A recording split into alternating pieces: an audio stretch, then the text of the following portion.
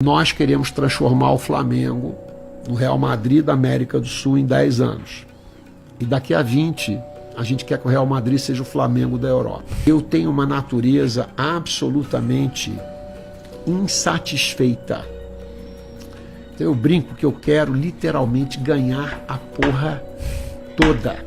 As pessoas falam, minha mãe dizia para mim, meu filho, você não vai ganhar tudo, não tem uma expectativa tão grande. Eu dizia, mãe, sonhar grande ou pequeno é a mesma coisa, eu quero sonhar grande. A gente tem que sonhar alto, tá certo? Mirar na lua, que se a gente errar, a gente está no meio das estrelas, e é o lugar do Flamengo, e que a gente se inspire nesses outros exemplos aí, que a gente tenha a humildade necessária de reconhecer o trabalho excepcional que está sendo feito por outros clubes e perceber que a gente pode fazer também.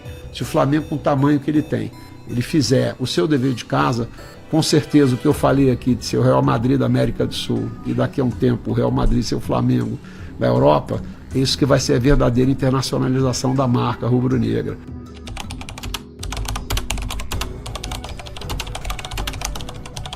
O futebol brasileiro está em um momento de grande debate. Há quem diga que o campeonato corre o risco de se tornar previsível demais, dominado sempre pelos mesmos times. Essa discussão ganhou ainda mais força depois que um dirigente de outro clube comparou o Flamengo ao Bayern de Munique, alertando para um possível domínio absoluto no Brasileirão, algo que ele considera perigoso para a competição como um todo. Mas antes de fazer qualquer julgamento, é preciso entender o que está por trás dessa comparação e por que o Flamengo age da maneira que age nos bastidores do futebol nacional.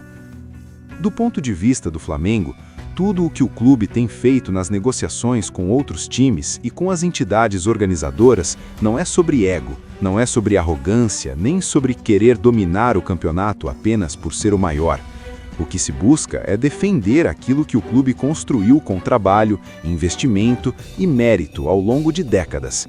E isso começa pela forma como o Flamengo entende a divisão das receitas geradas pelo futebol brasileiro. Quando se discute a criação de uma liga de clubes para organizar o Campeonato Brasileiro de forma mais profissional, com governança aprimorada, critérios claros e fair play financeiro, o Flamengo sempre deixou clara a sua posição.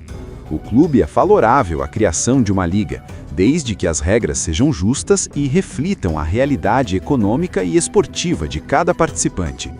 O Flamengo acredita que um torneio organizado de forma independente pode elevar ainda mais a qualidade do futebol no Brasil e trazer benefícios duradouros a todos os envolvidos.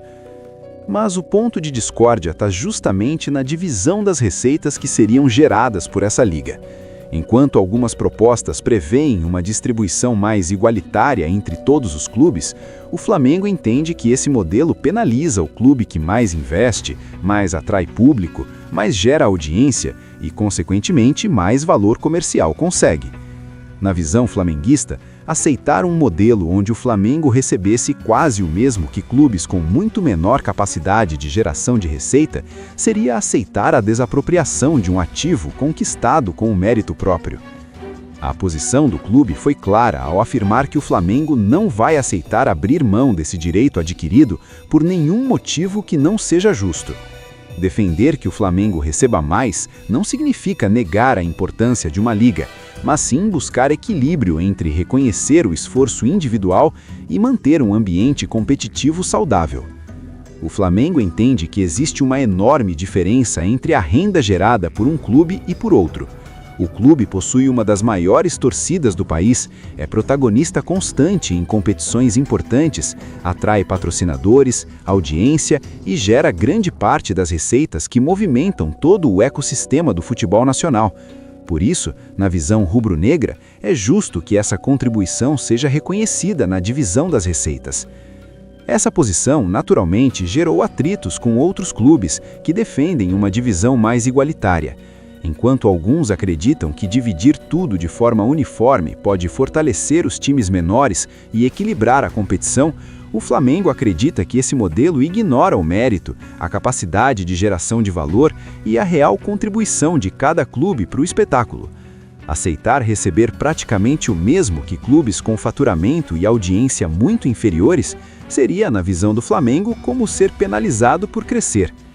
Isso não significa que o Flamengo seja contra mudanças, muito pelo contrário. O clube já deixou claro que apoia a governança mais forte, critérios rígidos de fair play financeiro, organização de calendário e melhorias na arbitragem. O Flamengo entende que esses são passos fundamentais para a evolução do futebol brasileiro. O que o clube não aceita é um modelo de divisão que desconsidere o peso real de cada participante. E dentro desse debate de evolução do futebol, entra a discussão sobre o fair play financeiro, um sistema que pretende trazer maior equilíbrio econômico e responsabilidade fiscal aos clubes. O Flamengo não apenas apoia a ideia de um fair play forte, como também tem participado ativamente da construção de propostas para que ele seja efetivo. Isso porque, na visão rubro-negra, não faz sentido haver grandes disparidades de conduta financeira entre os clubes. Quando um paga tudo em dia e outro contrata e deixa dívidas se acumularem, quem sai prejudicado é o equilíbrio competitivo como um todo.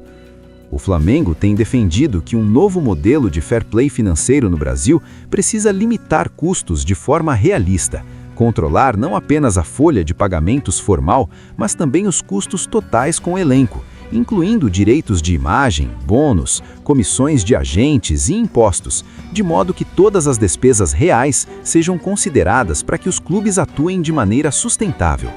Esse esforço reflete a percepção de que muitas práticas contábeis permitem a maquiagem de despesas, distorcendo a realidade e criando vantagens indevidas no mercado. Além disso, o clube propõe que o sistema de fair play não apenas limite gastos, mas bloqueie brechas contábeis, imponha um controle mínimo de caixa para prevenir crises de liquidez e utilize sistemas de classificação de gestão que recompensem clubes com melhor governança com mais margem de manobra.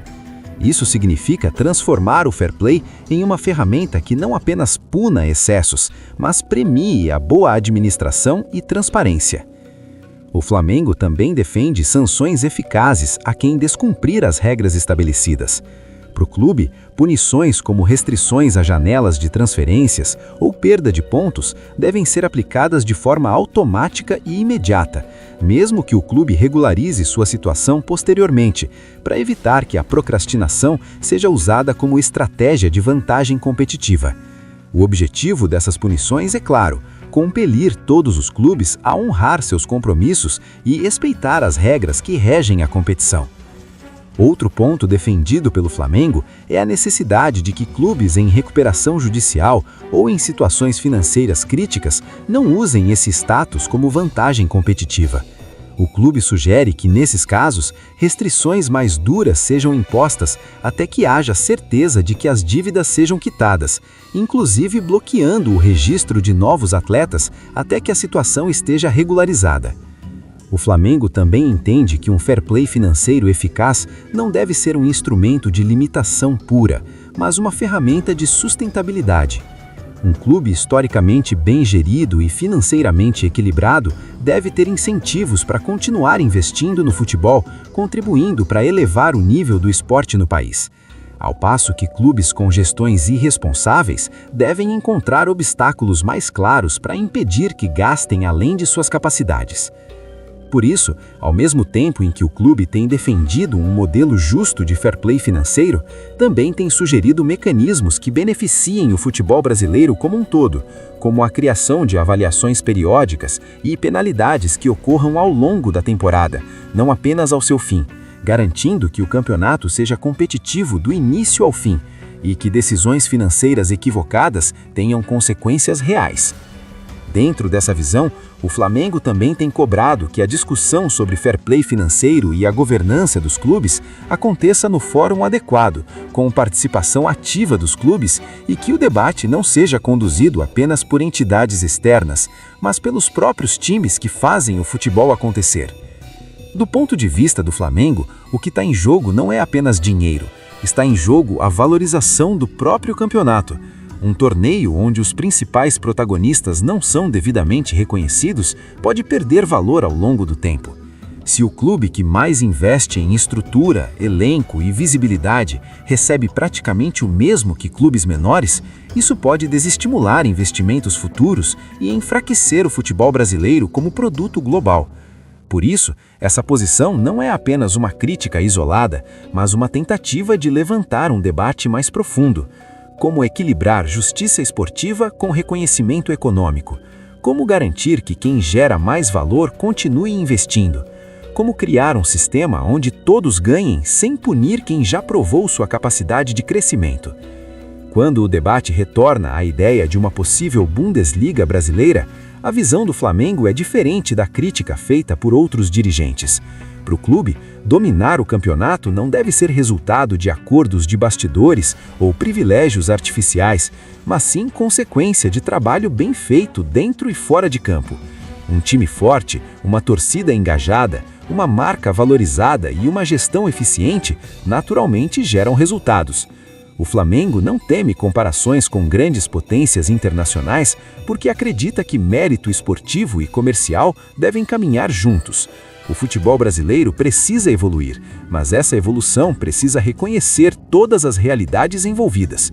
Não adianta criar uma liga bonita no papel se ela ignora quem realmente sustenta o espetáculo. Esse debate ainda está longe do fim, mas a posição do Flamengo é firme. O clube não vai abrir mão de direitos conquistados com trabalho, planejamento e investimento ao longo dos anos. Ao mesmo tempo, reafirma que quer uma liga forte, organizada, moderna e valorizada, e que um fair play financeiro justo e eficaz seja parte essencial dessa evolução, construído com critérios que reflitam a verdadeira realidade do futebol moderno.